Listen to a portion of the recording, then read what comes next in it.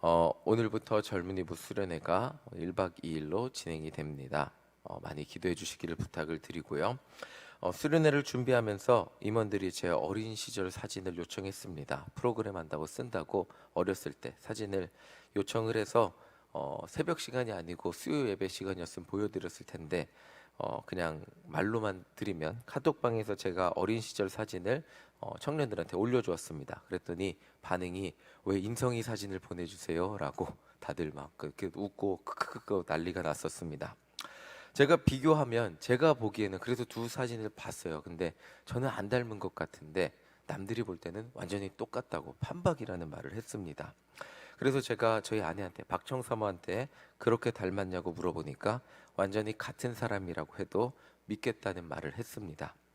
자, 수련회 설교를 하면서 성경을 제가 쭉 읽는데 제가 준비하고 있는 본문이 사도행전 베드로가 옥에 갇혔다가 천사에 의해서 구출되는 장면입니다.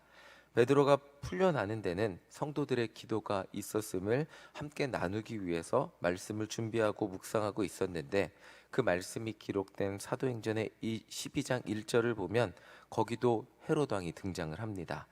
헤롯 왕이 요한의 형제 야고보를 죽이는 장면이 등장을 하죠. 그리고 오늘 본문에도 헤롯 왕은 세례 요한을 죽이는 장면이 그런 묘사가 되어 있습니다.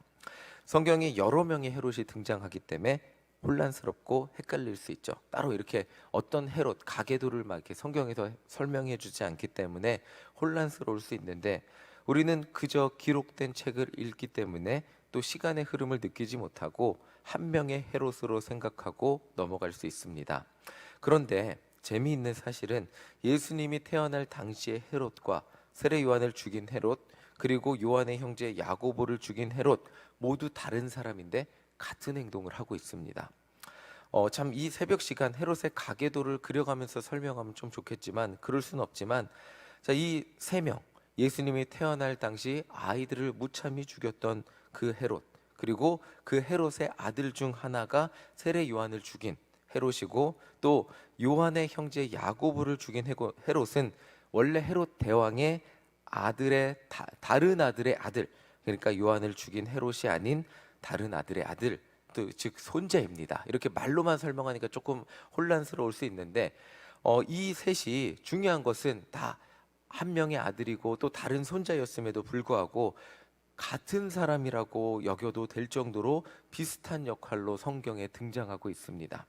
그것은 바로 누군가를 죽이는 역할을 하고 있죠. 특히 하나님의 역사에 나타난 사람들을 죽이는 역할을 하고 있습니다. 참 신기한 것은 가족인데 그들의 성향까지도 비슷하다는 것입니다. 권력을 위해서라면 무엇이든지 못할 것이 없는 가문, 헤롯의 모습 이런 것들을 따로 가르치지 않아도 믿음의 계보가 이어지듯이 구원받지 못하고 누군가를 죽이며 그저 권력을 위해 사는 모습도 너무나 자연스럽게 이어지고 자녀들 가운데 손자들 가운데 나타나고 있다는 것입니다. 오늘 말씀을 통해 우리가 첫 번째로 묵상해 볼 것은 우리의 삶의 모습들, 우리가 살면서 하는 너무나 자연스럽게 하는 선택과 말과 행동들, 삶의 경향들, 그리고 생각하며 감정을 표현하고 느끼는 것들 너무나 자연스럽게 우리의 자녀들이 보고 배우고 이어지고 있다는 것입니다. 물론 우리가 말로 가르친다고 해서 가르치는 것만 배우는 것이 아니게 될 것입니다. 그냥 우리가 행동하고 생각하고 판단하고 말하는 것들 모두 자녀들은 보고 있고 동시에 자녀들은 우리의 선택과 기준, 행동의 이유들, 말 한마디 아주 작은 표현들까지도 배우면서 자신들도 모르게 부모님을 모방하며 살게 된다는 것입니다. 우리가 우리의 자녀들에게 남겨주어야 할 것은 눈물의 기도뿐만이 아니라 우리의 삶의 모습들, 너무나 쉽게 말하는 말 한마디, 행동, 그리고 너무나 쉽게 표현하는 감정들까지도 하나님의 자녀로 살아갈 수 있도록 우리의 인생의 모습들을 보여주어야 한다는 것을 묵상해 보게 됩니다. 그 이유는 너무나 당연하게 우리의 자녀들도 자신들도 모르게 보고 배운 대로 부모를 모방하며 부모를 닮은 삶을 살아가게 되기 때문입니다. 자, 말씀을 통해 두 번째로 우리가 묵상해 볼 것이 있는데 12절 우리 함께 읽어보도록 하겠습니다. 12절 함께 읽겠습니다. 시작. 요한의 제자들이 와서 시처를 가져다가 장사하고 가서 예수께 아뢰니라. 자, 세례 요한은 헤롯의 아들 중 하나인 분봉왕 헤롯이 자신이 이 헤롯이 잘못을 했어요. 뭐냐면 이복 동생의 부인이 이복 동생이 살아 있는데도 불구하고 그 부인을 빼앗아서 이름이 헤로디아거든요. 빼앗아서 자기의 부인을 삼았습니다. 근데 그 세례 요한이 이 분봉왕 헤롯의 그 행동이 잘못되었다고 막 비판을 했습니다. 그러니까 이 분봉왕 헤롯은 세례 요한을 가두었는데 죽이고는 싶었는데 사람들 평판이 하나님의 선지자라고 하니까 두려워서 죽이지 못했습니다. 두려워서 죽이지 못하고 그냥 감옥에만 가두고 있었는데 이 헤로디아, 그러니까 원래 그 분봉왕 헤롯이 빼앗아온 부인, 이 부인이 앙심을 품고 있다가 딸이 헤롯 앞에서 잔치자리에서 춤을 추게 하고 그 분위기를 타서 헤롯이 무엇이든 주겠다라고 할 때 딸을 시켜서 세례 요한의 목을 요구하게 하였습니다. 너무나 어이없는 장면입니다. 헤롯은 사람들의 눈이 무서워 차마 죽이지 못하고 있었는데 그 자신의 양딸, 수양딸의 춤 앞에서 여인의 춤 때문에 세례 요한은 목숨을 잃게 되었습니다. 예수님의 오실 길을 예비했던 광야에서 너무나 대단하게 하나님의 일을 했던 그런 사람치고는 너무나 어이없게 죽게 된 것 같아 보입니다. 그런데 오늘 12절을 보면 세례 요한의 제자들은 시체를 가져다가 장사하고 그 다음에 누구에게 그 죽음을 알리고 있죠? 예수님께 죽음을 알리고 있습니다. 오늘 본문이 우리에게 알려주는 것은 이제 세례 요한의 사명의 시간은 끝이 나고 그 사명이 예수님께 이어졌음을 알려주고 있습니다. 세례 요한은 예수님의 길을 예비하는 역할을 완벽하게 수행했고 광야에서 회개하라고 외쳤던 세례 요한의 사명이 예수님께로 이어졌음을 보여주고 있습니다. 무엇보다도 세례 요한의 인생이 죽음으로써 순교로서 끝남으로써 예수님의 사명의 길도 어떻게 끝나게 될지 암시해주고 있습니다. 비록 혈연으로는 이어져 있지 않지만 예수님이 세례 요한의 후계자, 하나님의 아들이 한 인간의 후계자라고 할 수는 없지만 예수님은 세례 요한에게 세례를 받으셨고 천국 복음을 전파하시면서 처음에 세례 요한과 동일한 메시지인 회개하라 천국이 가까이 왔다는 말씀을 전하시면서 공생의 사역을 시작하셨습니다. 특별히 마태복음은 세례 요한과 예수님의 사역의 공통점을 보여주려고 하고 있고 세례 요한의 사역이 예수님께도 이어지게 됨을, 그리고 하나님이 보내신 예수 그리스도의 십자가 사역을 통해 하나님의 커다란 계획이 구원 계획이 세례 요한과 예수님의 사역을 통해 이루어지게 됨을 보여주고 있습니다. 오늘 말씀을 통해 다시 한번 묵상해 보는 것은 정말 사람의 만남이 중요하고 사람이라는 존재는 그 만남을 통해 영향을 받게 되고 우리도 모르게 그 사람의 영향을 받으며 닮아가고 있게 됨을 보게 됩니다.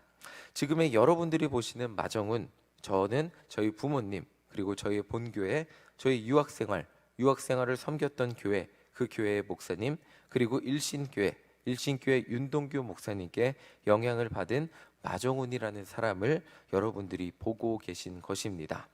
누군가는 제 말과 행동에, 특별히 저희 자녀들이 또 저의 말과 행동에 많은 영향을 받고 있게 됨을 제가 보게 됩니다. 오늘 말씀을 정리하며 두 가지를 생각해 보게 됩니다. 하나는 내가 누구에게 영향을 받으며 살아오게 되었는가? 또 다른 한 가지는 내가 누구에게 선한 영향을 주어야 하는가입니다. 오늘 말씀을 묵상하며 기도하는 우리 성도님들 모두 이런 하나님의 은혜의 만남의 축복이 이어지는, 하나님의 은혜의 어떤 신앙의 만남의 축복이 이어지는 그런 만남이 있으시기를 간절히 소망합니다. 단순히 요즘 세상 사람들이 말하는 인생에 도움이 되는 줄을 잡으며 사는 그런 사람이 아닌 내게 기도의 영향, 말씀의 영향, 신앙에 선한 영향을 끼쳐줄 한 사람을 만나고 저 사람이 기도하는데 나도 기도해야지. 저 사람이 말씀 보는데 저 사람이 하나님의 말씀을 따라 사는데 나도 그렇게 살아봐야지 하는 그 사람을 닮아가는 복이 임하시기를, 그런 만남의 축복이 있기를 간절히 소망합니다. 그리고 더한 축복이 무엇이냐면 내가 살아온 삶의 신앙의 여정이 다른 누군가에게 이어지는 그런 성도님들이 되시기를 간절히 소망합니다. 우리의 헌신, 우리의 기도가 우리가 손을 떼면 그렇게 끝나는 것이 아니라, 그렇게 끝날 것 같이 보이지만 분명히 우리의 눈물의 기도와 헌신은 이어지고 있습니다. 그렇게 일신교회는 76년이라는 시간 동안 믿음의 계보가 이어져 왔습니다. 그렇게 초창기에 기도하셨던 분들이 다 천국에 갔지만 그분들의 기도가 이어지고, 또 지금 여러분들은 이곳에서 믿음의 계보를 이으며 기도를 하시고 이 새벽의 자리를 지키고 있습니다. 무엇보다도 여러분들의 가정 가운데, 여러분들의 교회 가운데 우리의 기도가 정말 헌신과 기도의 수고가 이어져서 우리의 다음 세대에 우리가 수고하고 헌신했던 것보다 더 큰 은혜의 열매의 결실을 맺는 하나님의 능력이 나타나기를 간절히 소망합니다. 너무나 안타깝게도 헤롯의 가정은 정말 세대가 바뀌었음에도 불구하고 성경에서 동일한 역할을 하고 있는 모습을 보여주게 됩니다. 그냥 같은 헤롯이라고 해도 될 정도로 우리는 사실 똑같은 헤롯이라고 느끼며 말씀을 읽어도 별다른 이질감이 없다는 것을 보게 됩니다. 그런데 정말 오늘 말씀을 통해 세례 요한의 사역이, 그의 죽음이 너무나 어이없는 죽음 같아 보였지만 그 사역이 예수님께로, 그 주님의 길을 예비했던 그 사역이 예수님께로 이어져 정말 십자가의 결실을 맺어 많은 사람을 구원하는 놀라운 능력이 되었듯이, 오늘도 포기하지 않고 기도하는 가운데 우리가 경험하고 겪는 모든 인생의 일들, 하나님의 섭리를 다 알 수 없지만 우리의 기도는 하나도 헛된 것이 없고 우리의 헌신은 하나도 헛된 것이 없어서 하나님은 결국 우리의 계보가, 우리의 기도가, 우리의 헌신이 다른 누군가에게 이어져서 더욱더 놀라운 은혜와 열매의 결실을 맺게 하실 것입니다. 오늘도 기도로, 그리고 우리의 헌신으로, 우리의 수고로 모든 것을 주님 앞에 심고 헌신하는 우리 모두가 되시기를 간절히 소망합니다. 그리고 그 열매가 우리의 자녀들 가운데, 우리의 일신교회 믿음의 계보 가운데, 우리의 일신교회 2024년, 2025년, 2030년의 사역 가운데 놀랍게 열매 맺는 역사가 일어나기를 간절히 소망합니다. 아멘. 우리 이 시간 함께 찬양하겠습니다. 찬송가 336장 함께 찬송하시겠습니다.